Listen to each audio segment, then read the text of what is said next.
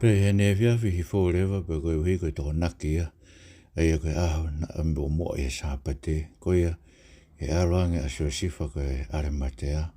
Aia koe eiki na kau e whare area pe koe tō tāwhoki na nofo amanaki ke preanga ai o tua. Na ne whakatotoa o hū ki loto a ke pailato o ne kore a sino o Sisu. E be pailato i ono loto, koe mea whakaafo ka pauku o ne pekia o ne uiange a senturi o ne whawhehui kia tea pe ko fōwholoange e ne pekia. Pe he ne ilo ki ai me senturi na ne whaki ai anga kia sio sifa. Me hanga ia o whakatau hatu penu mahu inga o ne ohifo a Sisu o ne whakakoloa kia ai tupenu o ne terio ia i a whanua loto aia ku o si foa i he maka o ne whakateka ha maka ke songo ake ai whanua loto. Pe ako mere me i maki tala pe mo i mere koe whae a sio se. Nana mo usioa ai potu Koe Telio ai ia. Hurahura tonu ia tau eiki, whawheta i pegi he otua.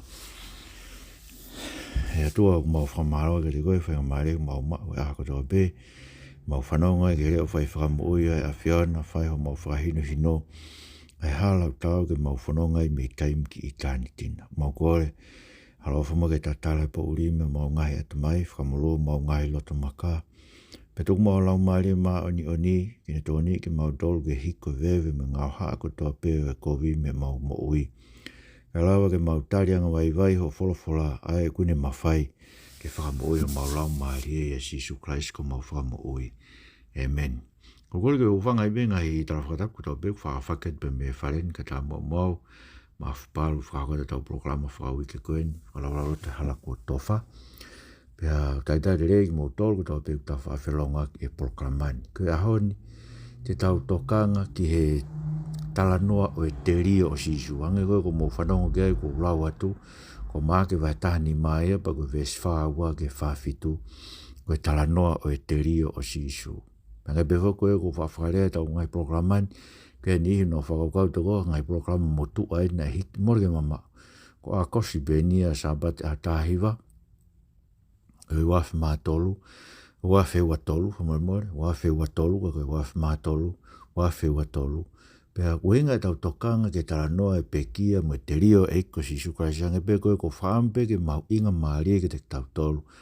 Koe ngai talanoa mau inga bitoni tonu e ke tau whanonga mo toe whanonga ke halutonga e tau. Koe ke whamanatu ke te tau tolu, koe ka tau wiwi, koe ka tau whakakaukau, koe ka tau palani, koe ka tau ngāue, na tupa tau whakamo ui. Ka ko tau whakamo ui koe ngāue ai o tua koe tau tamai.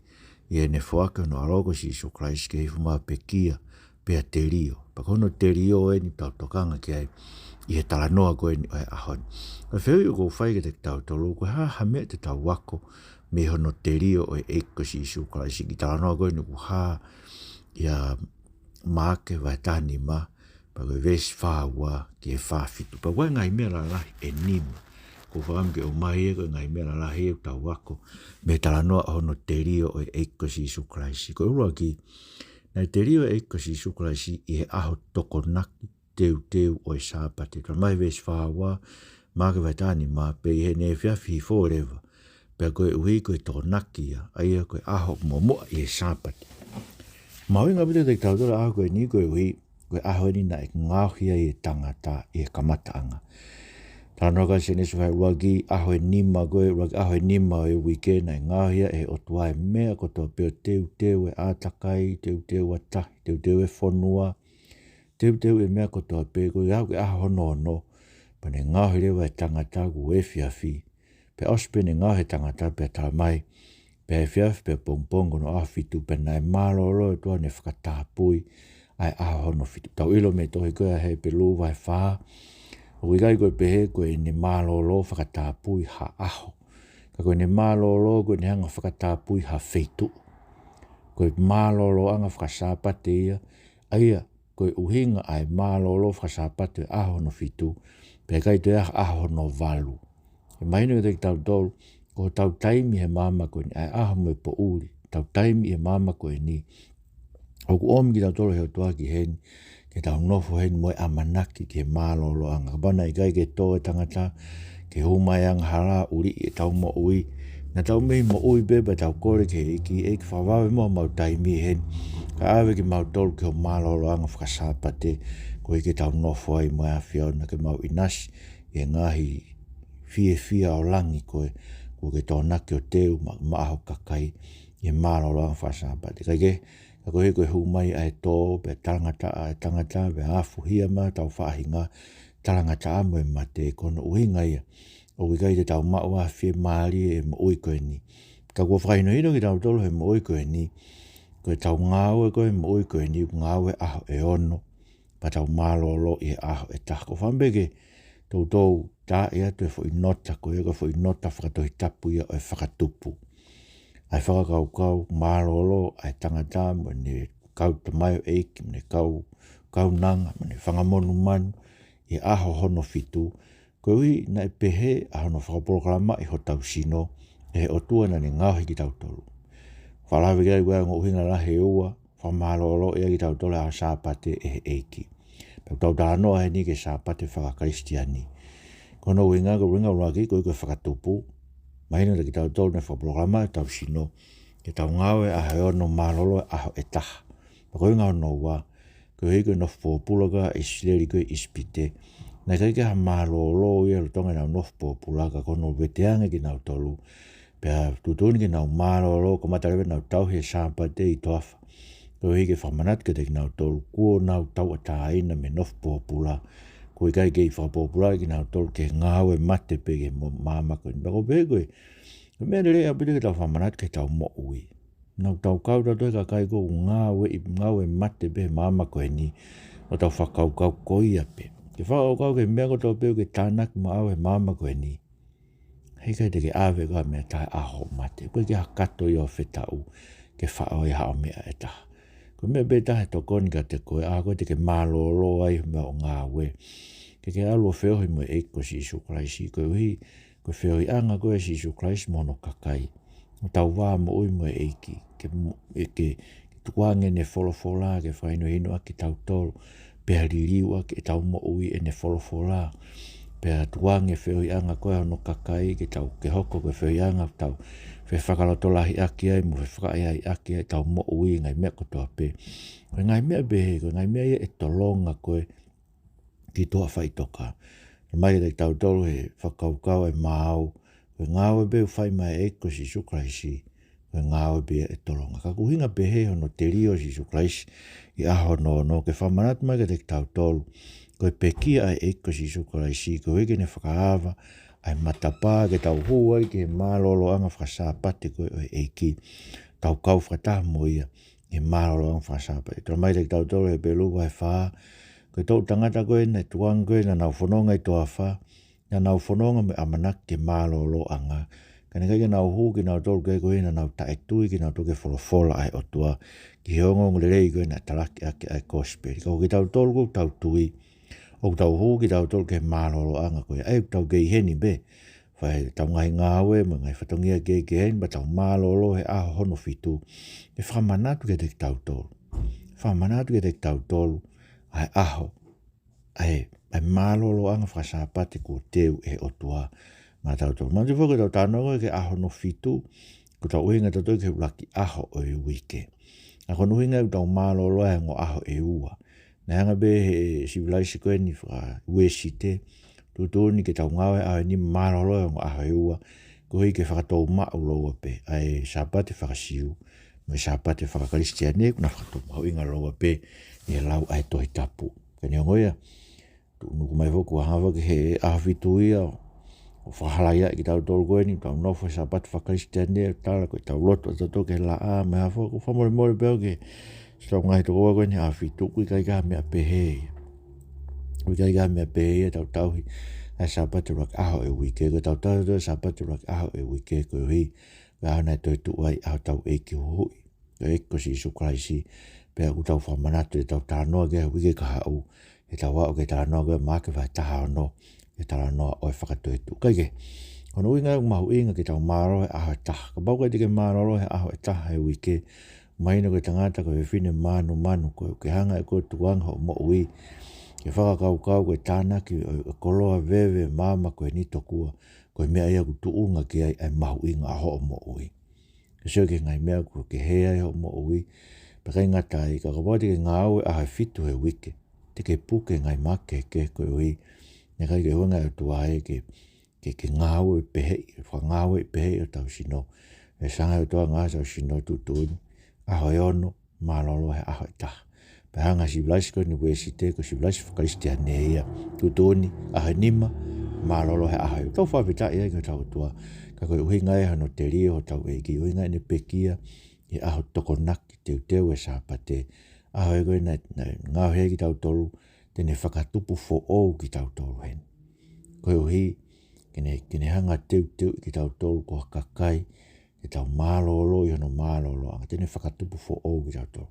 Uhinga no te rio, ne whakatupu fo ou ki tau tolu, koe uhi ke te rio ia whakataha mo tau tangata motua, kai o me hamu ui fo ou ki te tau tolu, ke tau nofu me amanaki o toi tu o sino ko amanaki mo uia amanaki a malolo anga ai gurang me aia whatau ngai hano te rio e eiki mo ne pekia e aho toko naki ko aho nono ia ko aho ia na ngahia e tangata ia kamatanga kono wa ko te rio e eiko si suklaisi ko amanaki anga ia ko puranga to ta mai te tau tol na aluanga so si fare matea ko eiki na ka fare ko tangata me mi pa fare aia ko ta haina nofo amanake branga to aia nyongo tau kau me wharera u e tau whanong dato ko hana amanake branga o tua tangata ni ta a so se whare matea me pa wharearea isleri kana nofo me amanake branga o tua na ne ilo eia ko branga ko tope mama ko ni e osi a toa ngai branga ko tope fotu e mama ko ni e osi ko tope branga pe ta tolonga ta ngata ko branga o tua pe nai alue me amanake ko ya o kore ake sino Sisu Christ. Whakakau ka haeringa ni alua kore sino eko Sisu Christ. O kupau pena ne whanongo ke mena maranga e eko Sisu Christ ko sino te uholoki a aho e tolu pe utoe whakotuu ia ko e tempare ia o e otua. Aia, ko ni amanaki. Whalola situation mai taha ua ko ne mate upau ke tō ke kere hangai ko te ngai ui te kailava ke tupu fo o wai ke tupu ai e te ki tau tole amanake mo i tangata. Pe hako rewa ne tō ke kere ko e sipinga e ke te tau tole. Pau ke tau kau ngā pekia mo, pau ke tau tuku e tau mo ui ke more whakataha mo ia. Ko hika tau mau ai amanake mo i tangata. Ka pati tau puke tau mo ui. Tūri ke tau whia maari me tau whia mo tau tuk maari mama koe ni. Koe ne toki more e tau mo ui. Profora e ko Sisu Christ. Ka pati tau tuku ia ke more. E uneanga whasipinga te tau tolu i e ne pekia tō ke kere o te rio ai. Koe amanaki ia. Amanaki ia mo i tangata, ko amanaki mo i tangata tuu. Ia Sisu Christ, ne pauke ne whakaauha ai sino, hono sino, koe tempare ia. Langa hake koe tempare fo ou. Tau hoko ia te ia koe tempare fo ou, koe tempare ia koe ne amanaki ia fuakamotua. Tempare utala noa kia hake ai, koe tempare langi ia ko ki tau tolu, o langa hake he maka mo ui, aina wholofola e ko Sisu Christ, te langa haku sia funga maka koe ni. Pei gai lava ia ngai matapao he te si, musio koe uhinga ia, ene pekia pea terio, koe amanake mo i tangata, koe ui, pau ke tuku hono sino ona ke kere, ka he foko tuu fo o wai, amanake fo o ke te tau tolu. Pureanga e o tua koe tempare, o tua koe whare whakalau maari, une ngāhia ki tau tolu, koe tūnga taula eiki. Mā oni, o tau whai, ai whei lau whakalau maari, ai a koe fua ho tau lau ngutu, whawhetai ke te. Ko tau ongo nima ko asma teu ke whaafoaki. Ko tau ongo wa e ko asma teu me gospel whakamo ui. Ko tau loto ko whakatapuia Christ koe eiki. Ko tau ata mai u whai ai peha no whakafo o e ah ko toa pe. Ko tau ngahi mata ko i gai ke tau sio kobe ke tau ngahi kau ngapi. Ko osma teu e kupu ko toa pe o tau sino ke hoko. Ko e mea ngā au e ia. Ai maa o ni kana e pau ke te rio ia. Ko e ui ke tanu ai mo ki tau tolu.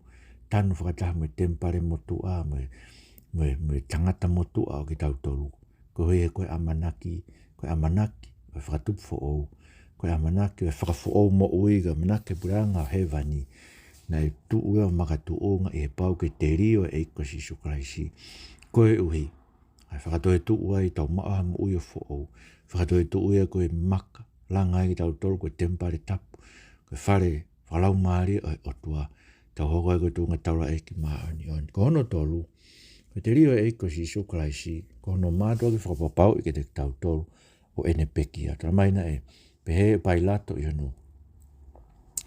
hono loto, koe mea whakaafo ka pau ko ene pekia leo. E moni me koe hui, nengai ke whaavawe pekia ia kau kalu se whai, he nā nau ko inga mea nā nau whaaoa i o tai a ke hamala ho nau tui, ko hui ke whakawawe i nau pekia, hange nā kulawe ke tau programa ta, koe pekia koe i he kalu se whai koe pekia, futa makia, koe hui he ku mawhao e ongo ni ma, pia kei ke lava e maa kene kei whakamana wa, kei whakatawhetawhi ake, e toto mo ui a tau sino, pia mate futa makia rewa tō taha, kalu se whai. Ngai be, o wale bai lato, pia neu e ne centurio, ves whawha, whawhewi ke te ebe ko fōwhoroanga ne pekia, pe ne ilo ki ai me centurio na ne whaki ai anga kia seo se. Aia, nai pau ke mātua ke whawapau e pai lato, mo centurio, ko pekia e ko Sisu Kraisi, pia ko hono terio, ko e whakamo oni ia,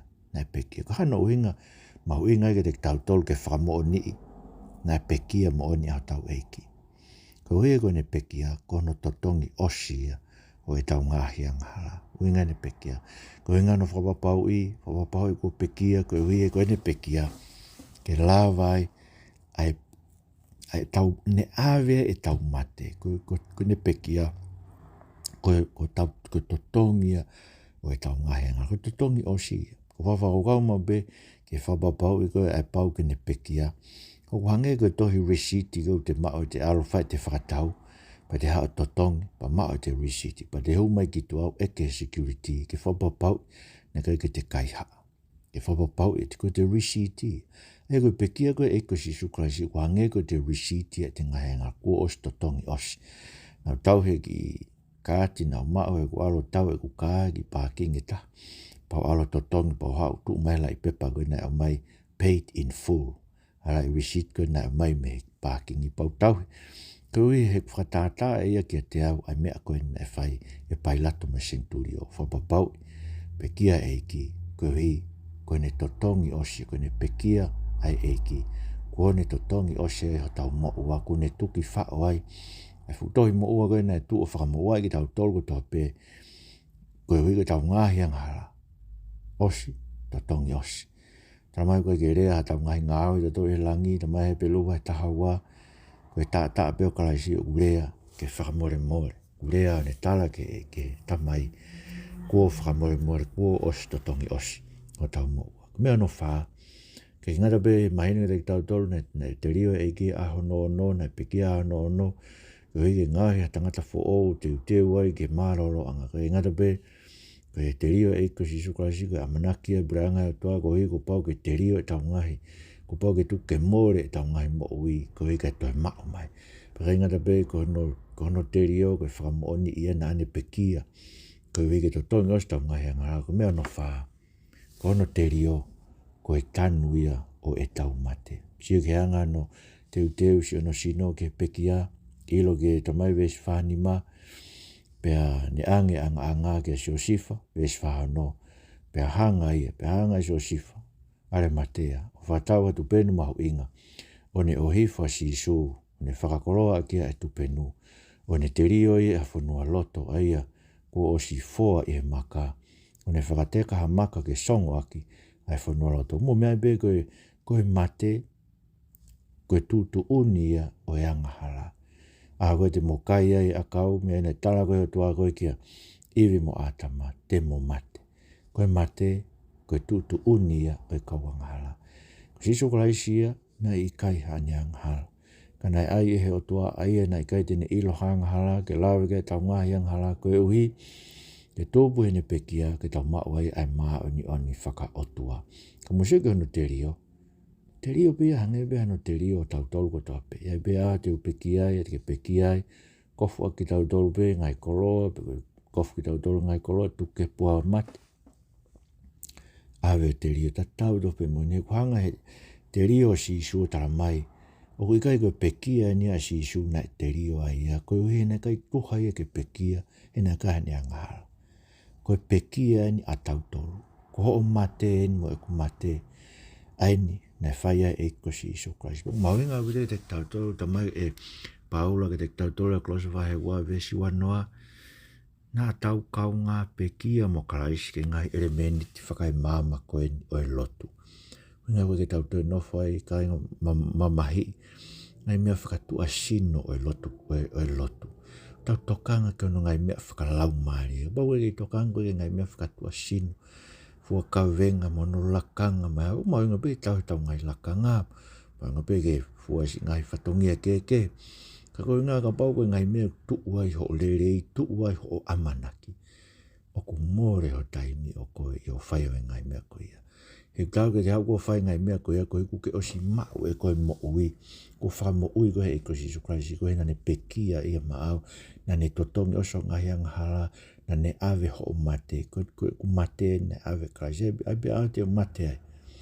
ka ko mamahi ko mo kona ko o mate na to e ko Sisu Christ ko no lava apostol ko Paula ke ne rea ia la Korinto vai tani ma ves ni minima ni mafa be awe to e sino auha ko ni frakofu aki e tai fa auha sino mate ko ni tai frakofu ke tai fa mate e ni tai no ke aha ko tau tu upa te tau to pere ko mate ko folo fua e nei kunan ko e fuka ako te tau mate hange pe ko i kuna ki tau to e mate ako na pe kia Sisu Christ hange to pe na i kuna e mate Christ ka ko i kuna e Christ e mate pe ko e ulau ke tau rea fkata e mate ko feho o i kuna ka ke taha i kuna ko ui ko ahon neongo e hanga e mate o ave ko mo ui pe ave ho mo ui ka ko e mate ko e hala pe e ke tau hua ke langi ko tano ke apostol ko Paula ko e tuku folau ato no nofo mo e ki aia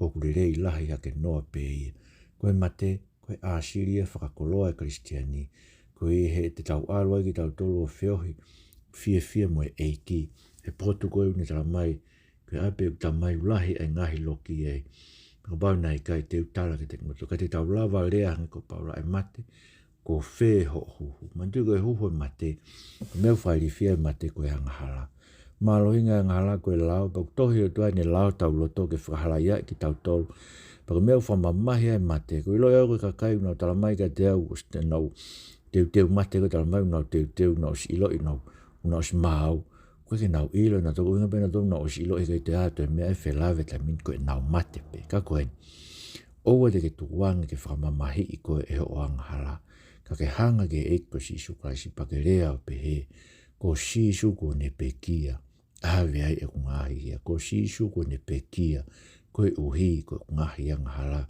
pe ana e te rio ia ko ui te tanua e ko atama motua halawa ki ufaya ka mo uyo kufo ou to lau te tolo rea ma apostol ko Paula pe mate ko whaaho huhu ko wheho ikuna kai te kere lawa ko ikuna ki mautoro ko sikuna ki mautoro sikuna ko ia e ho maufu mafi eki ko Sisu Christ pe te mau forward pe mautoro te koe te mau fau fia ki mautoro moni pe ki ai e whamamahi e mate pe te tau tengi e tau kau mate ko whambe ka inga ke o te mohange ka kai unanga lolomi e nau mamai kai ton ke tau mamahi ramai Paula la ko e te sunai ka vai wha te tau mamahi pe he mate o tau ngai kau ngā whanonga si tau ngai o whaanga te tau mamahi ka wake tau mamahi o hange koe mamahi a tai amanaki ko he koe mamahi a Kristiani ia koe mamahi o amanaki mo ui koe mamahi o amanaki toi tu o e sino koe mamahi o tuku wholau atu koe tuku wholau atu no nof mo e eiki sio koe mamahi pe ia mawai hange pe koe tau wha whetangi koe taim kōk wholau a taha whakapuna aluka whonu taim whoko e na wha pehe koe ahon si ke te wha whetangi ka koe taim koe na ke wha whai whetangi whai aki wholau whai whetangi mrai whakapuna ko pehe pe tau me koe ka mawai mate koe mawai mo ui pe oku whai wano ni marewa whao si ia eo kona pegia e ko Sisu Christ na e mamata ki ai e si kau whewhine koe. E ko pau ke mamata koe ke pekia ai e ki. Kai lava ke tui ke ne toi tu. Kono mai koe ke te tau tolu. Kua pau ke mamata tonu koe ku mate ho tangata i tu au tanu.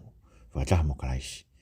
Koe uhi kai lava ke mamata ke whakafo o mo ui e o toa ho mo ui pe lava ke toi sio mo ka kai ke whakafo o mo ui ko whai aia mo se ke ves whawhitu pe ako mere me makitala pe mo mere ke whae a sio se ana mo sioa ai potu ko te rio ai ia te rio ai e ka Sisu kasi kano mahu inga ki fo ikonga ko ni pe mai na ana mamata ke te rio Sisu koe uhi he ko ki naua pe te na toi o mai he rak aho e wike ki he whei tū pe koe ni pau ke na mamata tono ke na ilo pau pe kia pe te rio ai e ki koe uhi ke teu ia ki naua ke na mamata tono ke toi tu ai e ki pako mea ko uhinga ki ai ka bau ke whemau ke mamata tono ke whamo o ni i ho mo ui ke tangata fo ou whine fo ou koe ko pau ke mātua ki mamata ke whamo o ni ki ho mo ui ko ke mata pe a tanu o tangata motua ka inga ke taia me whainga tae tau lotu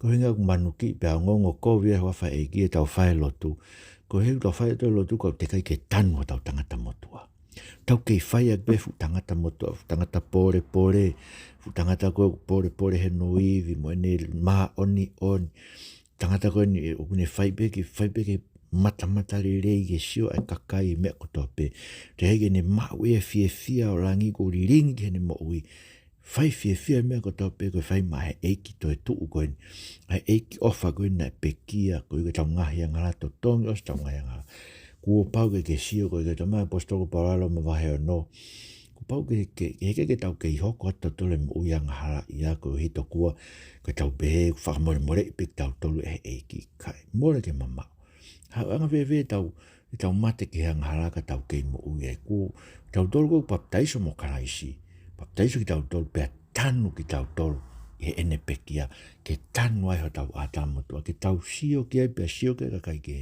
ko tanu ho tangata motua pea ko mere hoko ke tanu ko to tangata motua mere ho toa no lau maria ke te kita ke te ai ke mate ngai hori kovi ko tau pea to kakano e aho ko tau pe he te whehia ke te ke sio o asima ngai urunganga kakano e si e te mo ui sio pau ke mamata ko i ai a ke hongoi tau maringi mai o whai o tua ko hige ke ai ke mate hoko aho pe a ngahi angahara i ho mo ui koe whai hau whakafo koe mamata tonu koe ki he hivi o e eik toi tu eik mau kore ke te koe tokon mai mua whai ange mua ho mau ririu whataha ke a whio koe te rio e a whiona e te rio e mai mau ngahi angahara whapapau ia ko totongi ose mau ngahi angahara ai mau ke mo oni e mau ngahi mo ui eik ngā he mo ki mau tolu ke tangata fo ou, whine fo ou, teu ia ki mau tolu ke mālo loanga whakasāpate a whiona.